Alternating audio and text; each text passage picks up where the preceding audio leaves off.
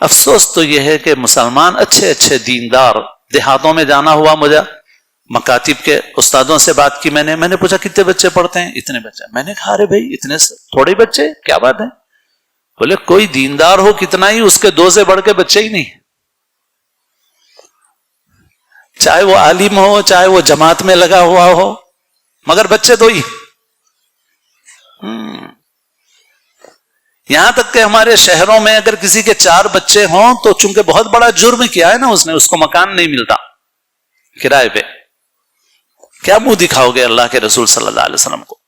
خالی خطبہ نکاح میں پڑھنے کے لیے ہے، تزوجوا الودود الولود فانی اباہی بکم الامم، کہ نکاح کرو ایسی عورت سے جو محبت کرنے والی ہو، جس میں زیادہ بچے پیدا کرنے کی صلاحیت ہو، میں تمہاری کثرت پر قیامت کے دن فخر کروں گا. تو حضور کو کیا منہ دکھاؤ گے؟ حضور کو بولو گے کہ حضور جو بھی 2 سے بڑھ کے آتا تھا تو اس کو بھگا دیتا تھا گھر سے، مکان بھی نہیں دیتا تھا کرائے پہ. 4 بچے پیدا کیے تو نے، تو مجرم ہے، چل جاؤ، تجھے مکان کہاں سے ملے گا؟ نہیں ملے گا.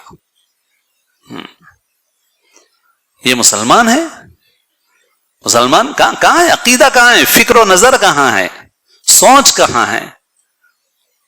تو خالی نماز روزے عمل سے تو انسان مسلمان نہیں ہوتا. عمل سے بڑھ کے عقیدہ ہے، عمل سے بڑھ کے فکر ہے، سوچ ہے. اس کا صحیح ہونا مسلمان ہونے کے لیے سب سے اہم اور بنیادی چیز ہے. اور اس دنیا میں زندگی گزارنے والے 2 لوگ ہیں. اللہ کے نزدیک کئی تقسیمیں نہیں ہیں، اللہ کے نزدیک بس ایک ہی تقسیم ہے. دنیا میں بہت سی تقسیمیں ہوں گی مگر اللہ کے پاس ایک ہی تقسیم ہے. وہ تقسیم یہ ہے کہ اس دنیا میں کچھ لوگ وہ ہیں جو زندگی گزارتے ہیں اس طریقے پر جو اللہ نے اپنے پیغمبروں کے ذریعے سے بتایا، اور کچھ لوگ وہ ہیں جو اس طریقے کے مطابق زندگی نہیں گزارتے، اپنی عقل کے مطابق زندگی گزارتے ہیں اور بہت ساری چیزوں کے پیچھے چلتے ہیں. هو الذی خلقکم فمنکم کافر ومنکم مؤمن.